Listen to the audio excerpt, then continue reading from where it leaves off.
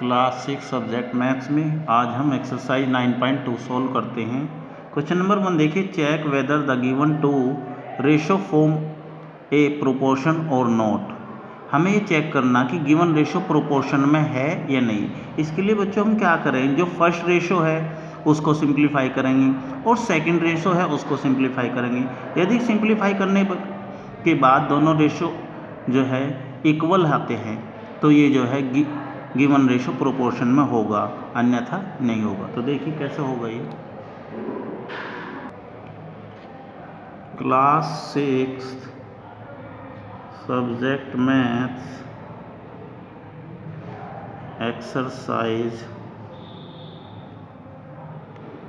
9.2 question number 1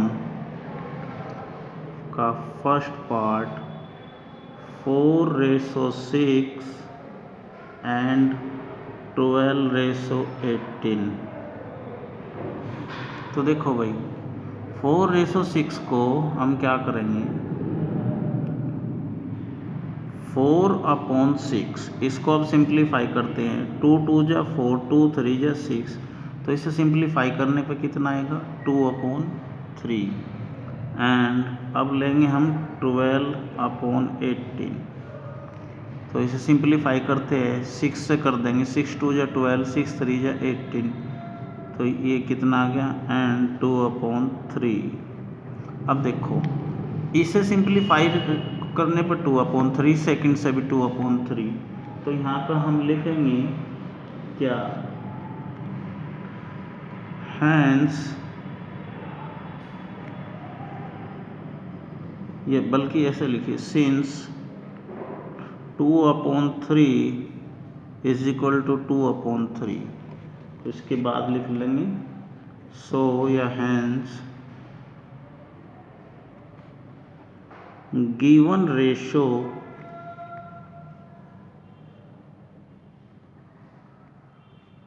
इन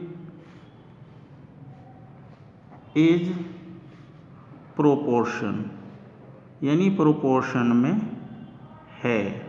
यही हमारा answer है। चलिए सेकंड पार्ट देखते हैं इसी का ही। सेकंड है 15/45 एंड 40/120। तो इसमें भी आप इसी प्रकार से कर लेंगे। अब हम थर्ड सोल्व करते हैं। थर्ड है 14/4 एंड 18/6। तो देखिए कैसे हो गई। थर्ड पार्ट है क्या, 14/4 एंड 18/6। तो पहले तो हम 14/4 को सिंप्लीफाई करेंगे, कैसा होगा 14/4। अब इसे सिंप्लीफाई करेंगे, यहाँ 4 है यहाँ 4 है, तो 2 से डिवाइड होगा 7 बार और ये 2, तो कितना आया 7/2। एंड सेकंड क्या है हमारा 18/6, तो 18/6 लिख देंगे। अब आपको अगर थोड़ा सा 6 का टेबल याद हो तो 6 1 जा 6, 6 3 जा 18, कितना आया 3/1। अब आप देख रहे हैं 7/2 नॉट इक्वल 3/1, तो ये तो प्रोपोर्शन में नहीं है। तो यहाँ लिखेंगे हैंस गिवन रेशो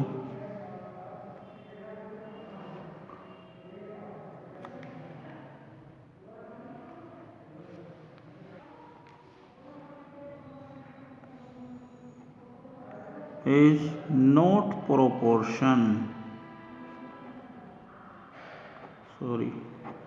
proportion। अच्छा, गिवन रेशो 2 है तो इसकी जगह आप आर भी लिख सकते हैं, और यहाँ भी आप इसकी जगह क्या लिख लोगे, आर ही लिखोगे। 2 है ना, तो इस ये 2 हो गया, प्लूरल हो गया, सिंगल के लिए तो इज लगता है, वैसे आर तुम्हें पता ही होगा, थोड़ा ग्रामर आप जानते हो, इसलिए मैंने यहाँ आर लिख दिया। चलिए नेक्स्ट क्वेश्चन भी आप फोर्थ इसका इसी प्रकार से कर लेंगे। अब देखिए question number 2, right true T, यानी ट्रू है तो टी लिखेंगे और फॉल्स है तो F, against each of the following statement, यानी हमें ट्रू फॉल्स चेक करना कि जो है हमारे प्रोपोर्शन में है या नहीं। चलो पहले तो फर्स्ट पार्ट देखते हैं। 16:24 is equal to 20:30।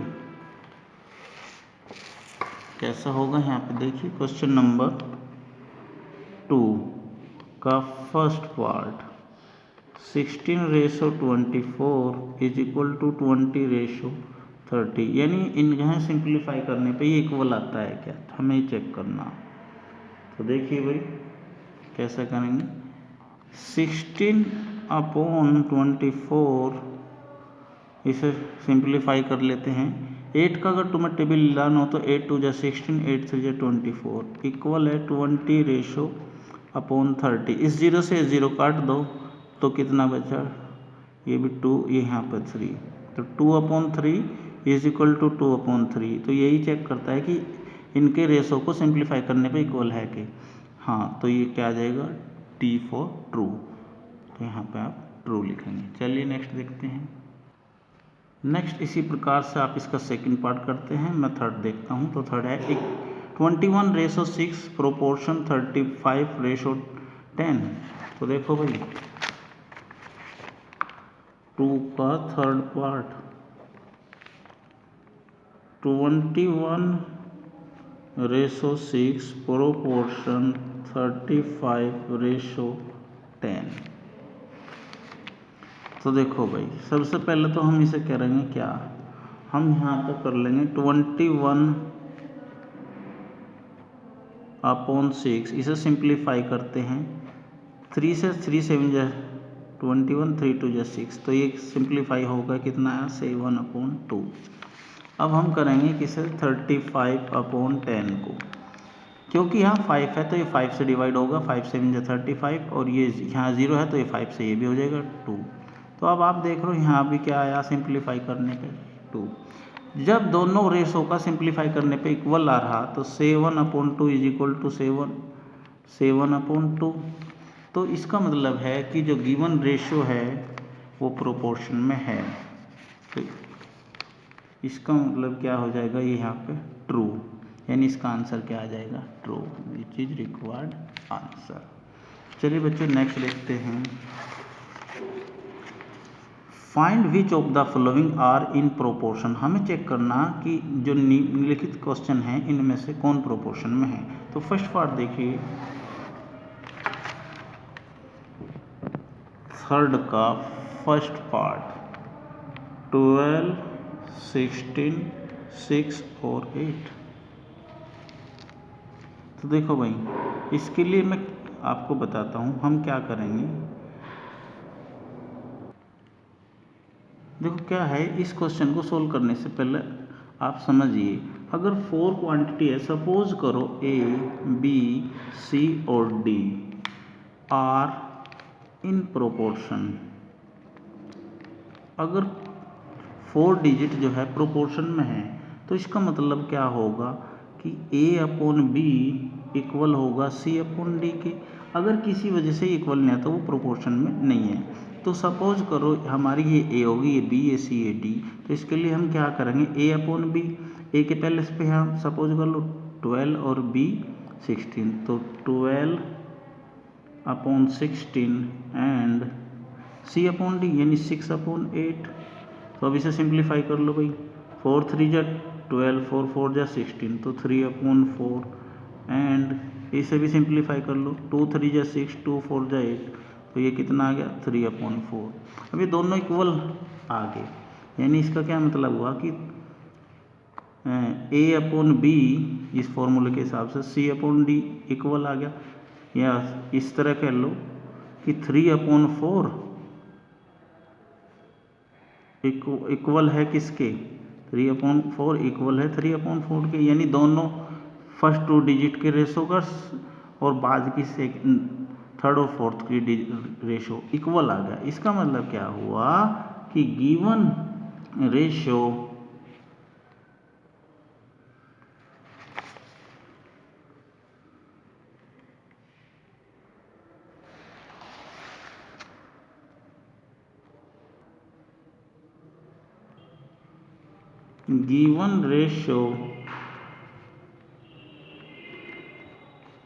in proportion यानी ये ratio are in proportion, are और लिख दो यहाँ पे, प्रोपोर्शन, यही हमारा आंसर है। चलिए और देखिए 2, 3, 4, 5 सेकेंड पार्ट है इसका। 2, 3, 4, 5 तो जैसे मैंने अभी आपको बताया था A B C D are in proportion, यदि ए अपॉन बी इक्वल हो सी अपॉन डी के, तो यहाँ पे ए क्या होगा 2/3 एंड थर्ड अपॉन फोर्थ यानी 4/5।